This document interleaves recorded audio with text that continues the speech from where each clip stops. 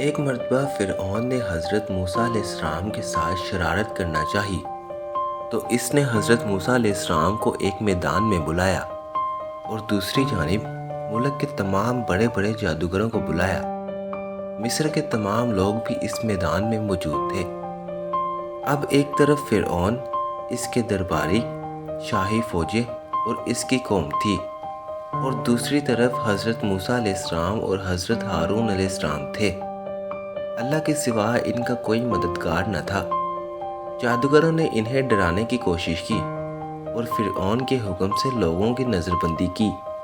اس کے بعد انہوں نے اپنی رسیاں اور لاٹھیاں پھینکی اور دیکھنے والے کو ایسا معلوم ہوتا کہ وہ سب دوڑ رہی ہیں۔ حضرت موسیٰ علیہ السلام پہلے تو ڈر گئے، مگر اللہ نے کہا کہ آپ ڈرو مت، فتح آپ ہی کی ہوگی۔ آپ کے داہنے ہاتھ میں جو لاٹھی ہے آپ اسے پھینک دو، وہ ان سب کو نگل جائے گی۔ حضرت موسیٰ علیہ السلام نے اپنی لاٹھی پھینکی تو وہ ایک اژدہا بن کر باقی سب لاٹھیوں کو نگل گئی۔ جادوگروں نے یہ دیکھا تو وہ سب کے سب سجدے میں گر پڑے اور کہا کہ ہم موسیٰ علیہ السلام اور ہارون علیہ السلام کے رب پر ایمان لے آئے۔ فرعون کو بہت غصہ آیا اور اس نے کہا، میں تم سب کے ہاتھ اور پاؤں کاٹ ڈالوں گا اور پھر سب کو سولی پر چڑھا دوں گا۔ مگر جادوگروں پر دھمکی کا کچھ اثر نہ ہوا۔ انہوں نے کہا، ہمیں کچھ پرواہ نہیں، ہمیں اپنے رب پر یقین ہے۔ اے ہمارے پالنے والے، ہم تجھ پر ایمان لائے، جب ہم پر مصیبتیں آئیں تو ہمیں صبر دینا اور دنیا سے مسلمان ہی اٹھانا۔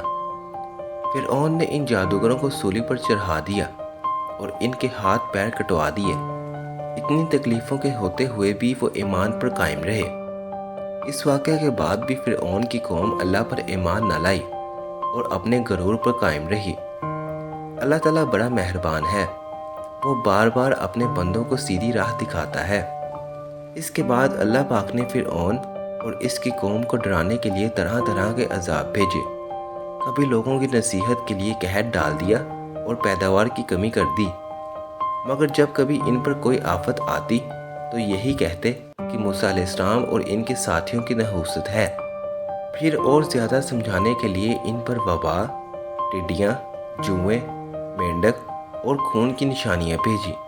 مگر جب کبھی ان پر کوئی عذاب آتا تو حضرت موسیٰ علیہ السلام سے کہتے کہ آپ ہمارے لیے دعا کریں، اگر عذاب ٹل گیا تو ہم ضرور مسلمان ہوں گے۔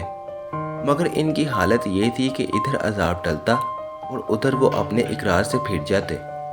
پھر آخر ایک وقت ایسا آیا جب حضرت موسیٰ علیہ السلام ان کی حرکتوں سے تنگ آ کر مصر سے ہجرت فرما گئے۔ اسلام کے طریق کے مزید واقعات کو جاننے کے لیے دین اسلام کو سبسکرائب کریں اور بیل آئیکن کو پریس کریں۔